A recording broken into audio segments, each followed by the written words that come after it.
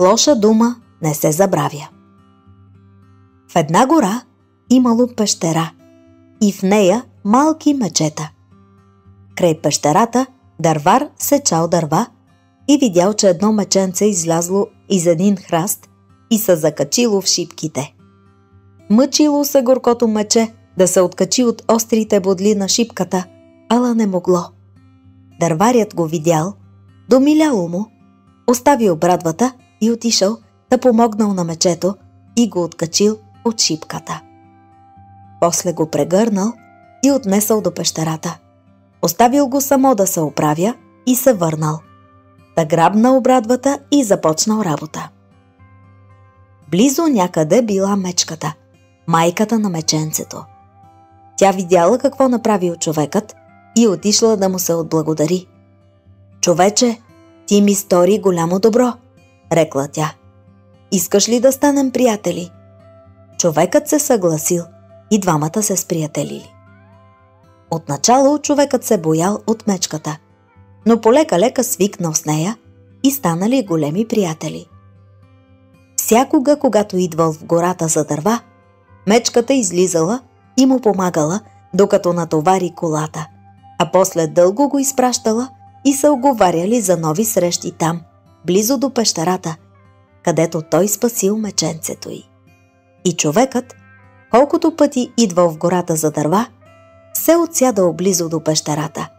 Мечката му помагала и се разговаряли като добри другари.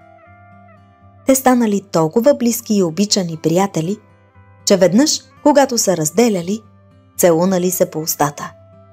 А човекът казал на мечката: „Ех, добри приятелю, ти си много добър приятел. Всичко ти е хубаво, ама едно не ти струва. Мирише ти душата на лошо.“ Човекът дори и не помислил добре какво е казал. Та не се и досетил, че тази дума може да обиди мечката. А мечката клюмнала. Тежка като камък паднала човешката дума в сърцето й и силно я заболяло. Ала нищо не му казала. Само си протегнала врата и се примолила: „Човече, я ме удари с брадвата по главата, колкото можеш силно. Ако не, ще те изям.“ Човекът се помъчил всякак да измоли мечката да не я удря, ала тя не отстъпвала от речената дума. „Не ме ли удариш, ще те изям.“ И най-сетне, тя като не отстъпила, той замахнал с брадвата и я ударил силно, да й направил голяма рана. Разделили се посърнали. Много пъти ходил след това дърварят в гората, обикалял около пещерата, ала никога не се срещнали с мечката. Той си мислял, че тя умряла от тежката рана и не можел да се научи защо така и хрумнало да иска да я посече, когато били толкова добри приятели. Минали много години и човекът забравил за мечката. Но веднъж случайно връхлетял на нея в гората. Познали се, здрависали се, разговорили се като стари познайници. Когато човекът натоварил колата с дърва и се приготвил да подкара воловете, мечката му рекла: „Я огледай добре главата ми, приятелю. Дали ще видиш раната, гдето някога ме удари с брадвата?“ Човекът разгърнал вълната на врата й. Раната била зараснала и дори белек нямало.